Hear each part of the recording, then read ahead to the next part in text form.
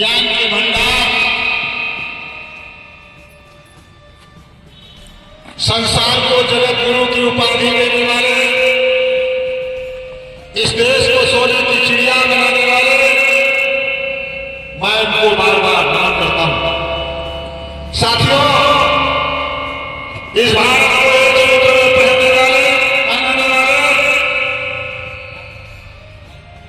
दुनिया के 6 विद्वानों के पहले विद्वान बाबा साहब डॉक्टर अम्बेडकर, जिन्होंने देश का संविधान चलाया, जिन्होंने देश का संविधान बनाया, मैं उनको नमन करता हूं। साथियों, आज की तारीख में जिनके लिए उन्होंने संविधान बनाया था, 145 करोड़ की संख्या, दोस्तों, उसमें आता है हमारे सामने बैठे नागरिक, मैं आप लोगों को तहे दिल से नमन करता हूं। साथियों, आज इस स्तर से बजाए हमारे तमाम साथी, हमारे प्रदेश अध्यक्ष माननीय मुन्नालाल जी,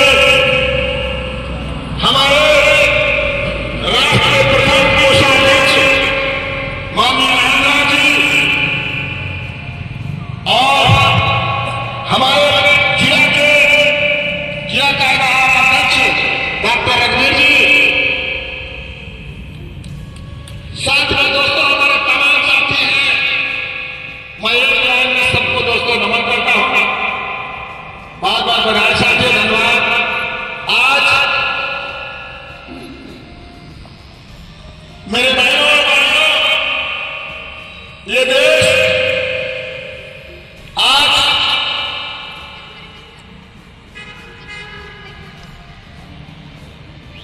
बाहर जाना चाहिए था, क्योंकि जापान 45 में आजाद हुआ, भारत 45 में आजाद हुआ, चीन 49 में आजाद हुआ। आज देश के लोगों, 2 साल का अंतर आजादी का। आज जापान दुनिया का सबसे बड़ा टेक्नोलॉजी है, उसके बाद उस पर कई बार नागासाकी तरफ से बम डाल दिया गया, वहां के लोग अपंग हो गए। उसके बाद उस दुनिया का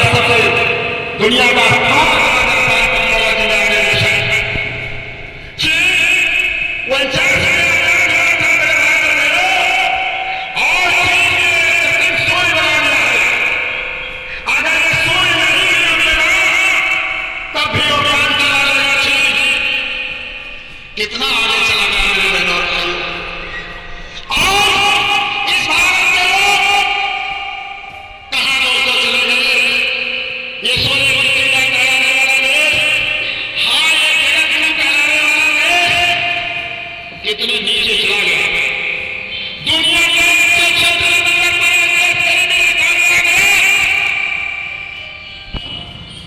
बहुत दुनिया की सारी जितने खाने भारत है, सोना चांदी हीरा मोती जवाहरात, दुनिया की सारी संपदा भारत के अंदर पैदा होती है। लेकिन दोस्त, भारत सबसे नीचे पायदान पर आ गया है। इससे पता लगता है क्योंकि यहाँ की जनता 80% जनता इस देश की जो है वो 5 किलो राशन पर टिक गई है। इसका मतलब गरीबी में रेखा में सबसे नीचे आ गया है। काश इस देश को चलाने वालों तुमको शर्म आनी चाहिए कि कहां से कहां लोग चले गए, क्या लोग चले गए, और भारत के लोग टक्कर का पहिया पकड़े बैठे। इसलिए मैं सभी लोगों से आग्रह करना चाहता हूं कि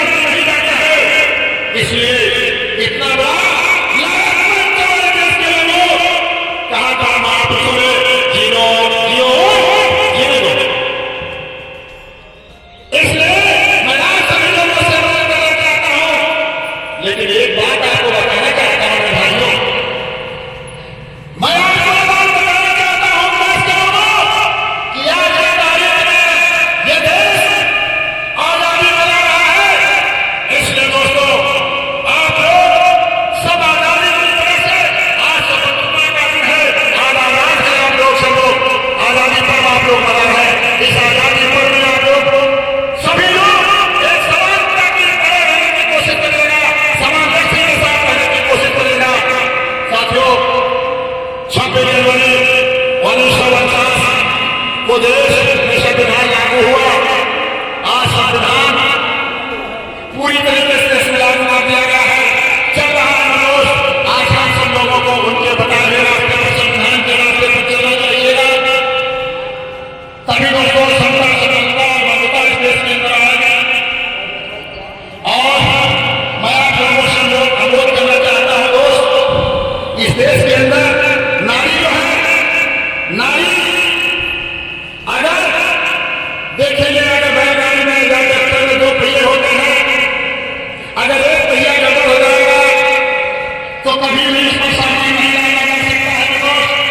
इसलिए जब तक दोनों पहिए सवार नहीं होंगे तब तक कभी भी इसको सामान नहीं हो सकता।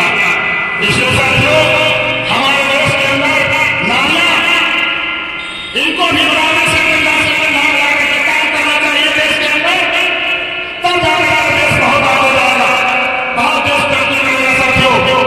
अगर इनको पुरुषों से पुरुषों के नाम लाकर के विकास का रास्ता अपनाना होगा, तब जाकर के देश महान बनेगा साथियों। कहा गया है नारी रेखा 9 अंक है, पुरुष संख्या 0।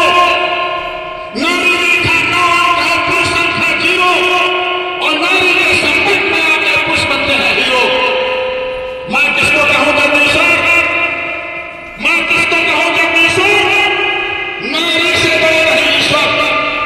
ऐ मेरे देश के लोगों, ये संसार सभी नारी के पेट से पैदा हुए हैं मेरे दोस्त। ऐसा कोई भी संसार में नहीं है जो भगवान के पेट से न पैदा हुआ हो, यानी वो भी नारी है। इसलिए मेरे बहनों और भाइयों, सबसे बड़ा योगदान इस देश में नारियों का है। और आज की नारी दोस्त, उसको आजादी के बारे में कुछ बताया ही नहीं है। इसलिए मैं चाहता हूं कि सबसे ज्यादा इस देश के अंदर नारी निकल करके आए और इस विकास में अपना पूरा योगदान करे, तभी जाकर के देश अच्छी रास्ते पर चल सकता है साथियों। बात यहां पर होती है मेरे भाई और बहनों, आज देश के अंदर जो इस देश को चलाने वाले लोग हैं, उनमें कहीं खोज दिखाई पड़ती है। उनके अंदर अगर समानता का भाव आ जाए, वो अगर इंसान से प्यार करना सीखे, वो नारी में से प्रेम की बात करना जान जाए, तो दोस्तों इस देश के अंदर इतना बड़ा अंतर नहीं हो सकता। इस देश के अंदर लोग पत्थर से प्यार करते हैं, लोग पत्थरों से प्यार करते हैं, लेकिन मेरे दोस्त, लोग पानी से बहुत प्यार करते हैं मेरे दोस्त। लेकिन यही प्यार है इस धरती के नारी से लोग करना शुरू कर दें, इस देश के अंदर वैमनस्यता खत्म हो जाएगी। आज मैं देख रहा हूं लोग पत्थरों को ज्यादा लाइक करते हैं, लेकिन मेरे दोस्त पत्थर न बोलता है न चाहता, पत्थर बोलता है न पानी बोलता है, लेकिन दोस्त जो जिंदा हमारा बोलता है, जो जिंदा हमारा भगवान है, जिंदा हमारा तो शेख साहब भलाई करता है, जिंदा जिंदा जो राष्ट्रपति पैदा करता है, जिंदा प्रधानमंत्री बनाता है, जिंदा जो व्यक्ति है ये मुख्यमंत्री पैदा करते हैं लोग। क्यों? यही नारी नर तो लाइन में लगता है, और यही नारी नर लाइन में लग करके प्रधानमंत्री, मुख्यमंत्री और देश के प्रधानमंत्री और राष्ट्रपति को दोस्तों चुनने वाली है देश के नारी और नर। इसलिए साथियों, ये नारी नर ये पूरे देश के अंदर है, ये संविधान के थ्रू मैंने लाया हूं दोस्तों। और लोकतंत्र के अंदर, संविधान के अंदर अगर प्राण है वो 148 करोड़, दोनों की संख्या 148 करोड़ में नारी में आते हैं। ये दोस्तों ये संविधान के प्राण है, नारी में जो है ये संविधान के प्राण है दोस्त, नीत है इसके अंदर। इसलिए मैं आप सभी लोगों से निवेदन करना चाहता हूं कि आप लोग सभी लोग भाईचारे को ज्यादा तवज्जो दो, क्योंकि मैंने दोस्तों मैंने जब इसको देखा था कि संसार का कोई बच्चा जब अपने मां के पेट से पैदा होता है, चाहे वो दिन में पैदा हो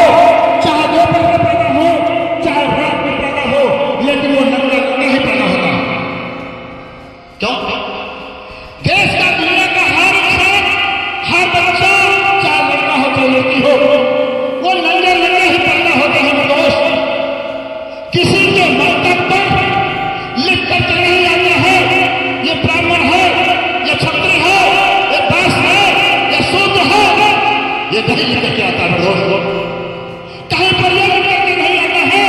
ये पैसे है, जवान है, धोबी है, भारत है, पंजाब है, पहलिया है, ये नहीं आता है दोस्त। आता है? नहीं आता है दोस्त। जब नहीं आता है, लेकिन इसके बोर्ड को ही लेकर के आए संसार में। एक तो बोर्ड है नारी का और दूसरी बोर्ड है नर का। तो जब दो ही है नारी का संसार में, तो फिर दोस्तों फिर कैसा भेद आपस में। इसलिए साथियों, और एक व्यवस्था मैं आपको इसको बताऊं, जब संसार में एक समाज पैदा हुआ तो भारत के संविधान में भी एक व्यवस्था दी गई है। क्या व्यवस्था दी गई है? एक वोट का अधिकार 18 साल की एज का होने वाला व्यक्ति भारत का, उसको बराबर का अधिकार मिलेगा। चाहे राष्ट्रपति और एक नरकू की व्यवस्था, एक नरकू रंगाई की व्यवस्था उसके बराबर है। और दोस्त, इनकी कैटेगरी से एक समान है, इसलिए हम लोगों को एक समान दृष्टि से देखना चाहिए सबको। हम एक समान देखें, हम किसी को नीचे के भाव से न देखें। हम सीख लें दुनिया से, हम चीन से सीख लें, जापान से सीख लें, हम अमेरिका से सीख लें। वहां सत्ता की लहर बहती है दोस्त, स्वतंत्रता की लहर बहती है दोस्त, इसलिए वो दोस्त तरक्की कर रहे हैं। दोस्तों, मैं आपको आगाह करना चाहता हूं, एक बात और बताना चाहता हूं। संविधान के अंदर एक व्यवस्था और दी गई है दोस्त। वो कौन सी व्यवस्था है? सुन लो कान खोल करके। जिस दिन से बच्चे पैदा होते हैं, उसी दिन से उसके नाम भारत की करेंसी जो नोट है वो छपना शुरू होता है। जिस दिन से पैसा बच्चा पैदा